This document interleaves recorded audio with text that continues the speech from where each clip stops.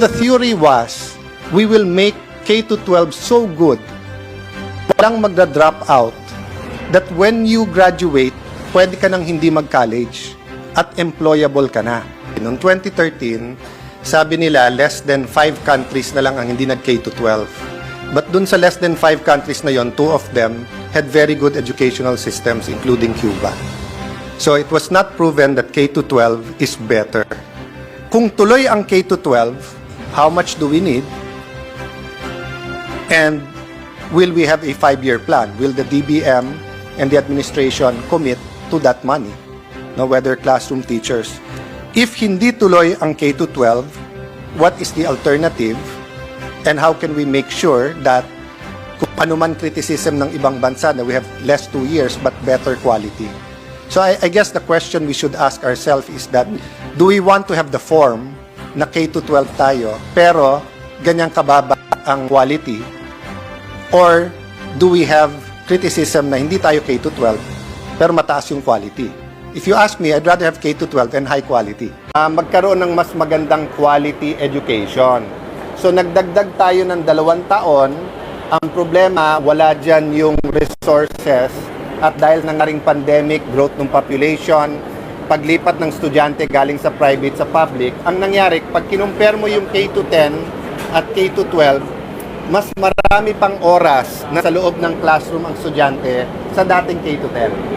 Yeah, so ulitin ko, di ba? Bakit tayo nag K to 12? Dahil kulang daw ng 2 taon ang opportunity na learn ang ating mga bata.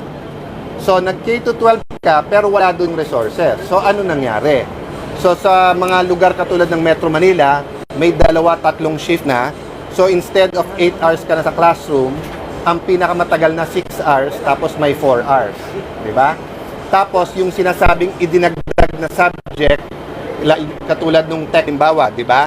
So kung gusto mo maging electrician or gusto mo maging automotive, automotive engineer, gusto mo maging mekaniko, sa mga tech box schools around the world, meron talagang garahe.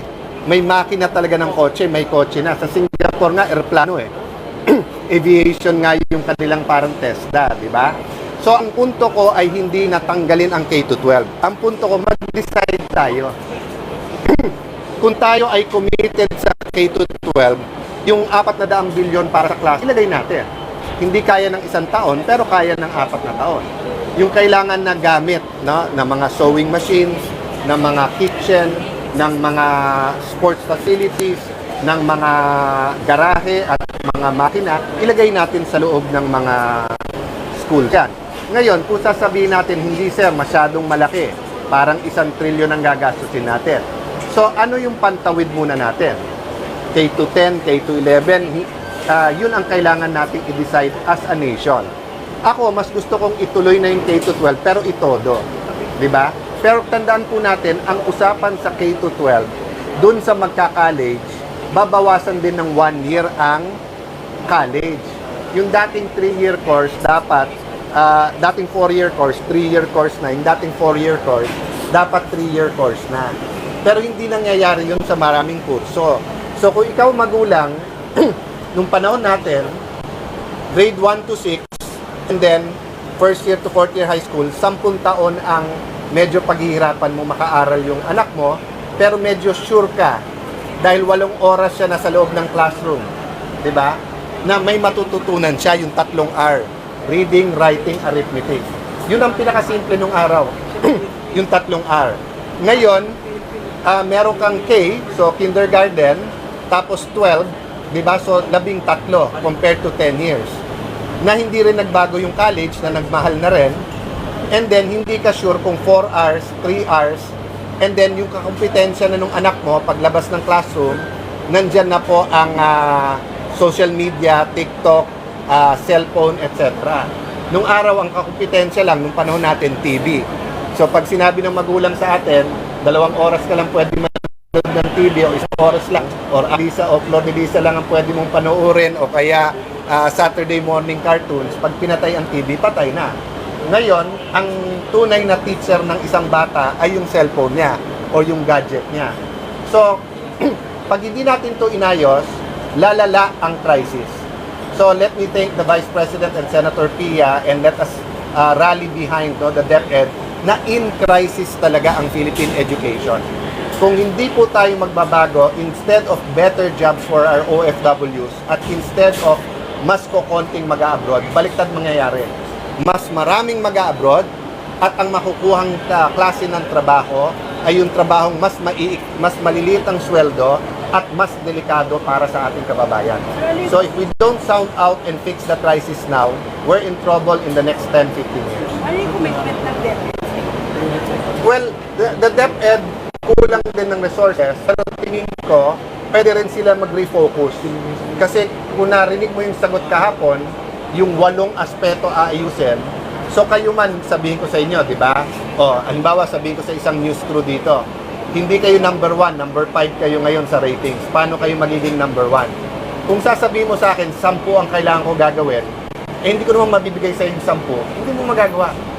Pero kung sasabihin mo sa akin, sir, isang, kompletong sasakyan lang kasi ang gagawin na namin simula ngayon, una kami sa site. So kung kami sa site, una kami sa scoop, tingin ko tataas rating namin.